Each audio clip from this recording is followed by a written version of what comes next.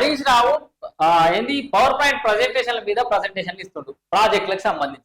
నన్ను దమ్ముంటే ఒక 2-3 నెలలు నీళ్ళ మంత్రిని చేరి మొత్తం నీళ్లు వారిచి చూపిస్తామని చెప్పేసి నడుపుతుండు. ఇటు ఈయనేమో ఇట్లా నడుపుతాడు.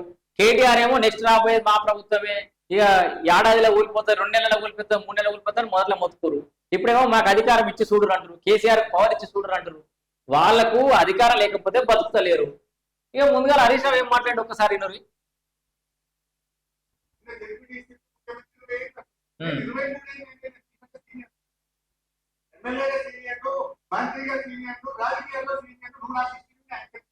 రైట్.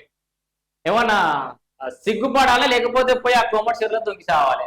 నీకంటే జూనియరు నీ శిష్యుడు, నీకు ఆయన కంటే సీనియర్ నువ్వు, మరి నీకంటే జూనియర్ నీ ముందర సెటిల్ వేసుకున్నావు, నీ వెనకాల నీకు చూసినా చెప్తున్నావు అప్పుడప్పుడు. అసలు వ్యక్తి పోయి ముఖ్యమంత్రి అయ్యాడు, రాష్ట్రాన్ని పాలిస్తుంది. నువ్వు ఇంకా అదే బానిస బతికేయాలి. మీ మామ కూడి ఏం చేయాలి, బామ్మర్దికి చేతురాలు ఉండాలి అంటే ఈ దాని ఏమంటారు ఇన్సెక్యూర్ ఫీలింగ్ లా, లేకపోతే వెనుక గోతుల్లో కూడా తిరుగులేదు. అంటే రాజకీయంగా ఎట్లా ఎదగాలి, మరి ముఖ్యమంత్రి స్థాయి పోవాలంటే జనాలు ఎట్లా గెలుచుకోవాలి ఆలోచన చేస్తుంటే ఇలా నెక్స్ట్ పొజిషన్ ఉండేటువంటి. నీకంటే చిన్నోడు, నీకంటే తక్కువ ఎక్స్పీరియన్స్ ఉన్నోడు ముఖ్యమంత్రి అయ్యాడు, ప్రజల వద్ద పోతుండు.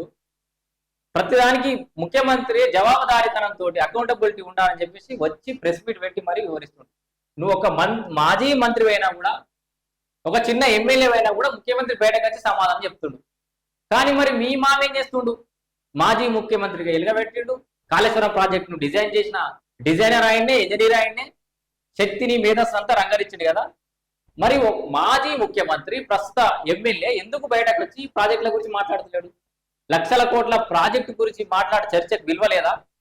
బయటకు వచ్చి నువ్వు ప్రజెంటేషన్ కాదు, మీ మామ వచ్చి ప్రజెంటేషన్ ఇవ్వమని లేదు.